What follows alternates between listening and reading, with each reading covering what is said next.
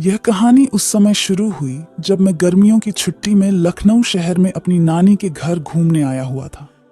मेरे मामा एक कंपनी में जॉब करते थे और घर पर नानी और मामी रहती थी। नानी की तबीयत अक्सर ठीक नहीं रहती थी। उस दिन घर पर मैं मामी और नानी ही थे। मामा जी अपनी जॉब पर गए हुए थे। नानी सोई हुई थी। यह बात उस समय की है जब लोग सीडी प्लेयर पर ही मूवी देखा करते थे। उस दिन मैं सीडी प्लेयर पर मूवी देख रहा था। साथ में मामी थी जो कि नानी की पैरों की मालिश कर रही थी। एक मूवी खत्म हुई तो मैं दूसरी मूवी देखने के लिए दूसरी सीडी डिब्बे में ढूंढने लगा। मेरे हाथ में डब्बे से जो मूवी हाथ लगी उसके ऊपर एक फोटो लगी थी, जिसे देखकर मैं समझ गया कि यह वो वाली फिल्म की सीडी है। मैंने उस सीडी को अलग रख दिया। सोचा जब सब सो जाएंगे तब मैं उस फिल्म को देखूंगा। एक दूसरी सीडी लगाकर मूवी देखने लगा। कुछ देर बाद मामी ने नानी की मालिश खत्म करके अपने कमरे में चली गई। तब मैंने कमरा बंद करके फिल्म लगा दी और साउंड बंद करके देखने लगा। मैं देखने में इतना मस्त हो गया कि याद नहीं रहा कि कोई मुझे देख भी सकता है। पता नहीं मामी कब ऊपर से नीचे आ गई, मुझे पता ही नहीं लगा। उन्होंने भी चुपके से फिल्म देखना शुरू कर दिया और एकटक देखती रही। कुछ देर बाद जब मेरी नज़र मामी पर पड़ी तो मैंने देखा कि मामी फिल्म देख रही है और उनकी आंखों में वासना साफ साफ झलक रही थी। उसी वक्त मेरी नज़रें मामी से मिली और वह एकदम से डर गई। मैंने भी जल्दी से फिल्म को बंद किया और टीवी पर डी लगा दिया। तब मैंने मामी को कहा कि टीवी पर यह क्या दिखा रहा है।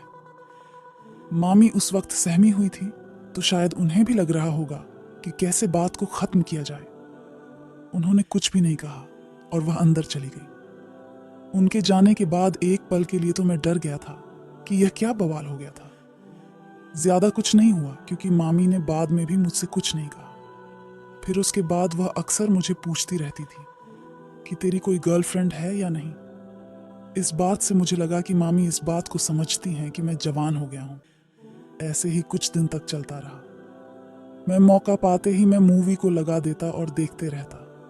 एक दिन मैं और मामी बैठकर हंसी मजाक कर रहे थे। उन्होंने मुझसे कहा, वह उस दिन वाली मूवी लगाकर तो देखकर ही वह वाली है।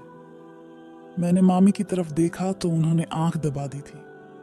मैं देर न करते हुए वह वाली मूवी की सीडी लगा दी और मामी के साथ बैठकर देखने लगा। हम देख ही रहे थे। हमें थोड़ी देर हुई थी, इतने में वहां नानी आ गई और उन्होंने हमें देख लिया। लेकिन नानी ने टीवी की तरफ नहीं देखा था। मैंने टीवी को तुरंत बंद कर दिया और हम नानी से बात करने लगे।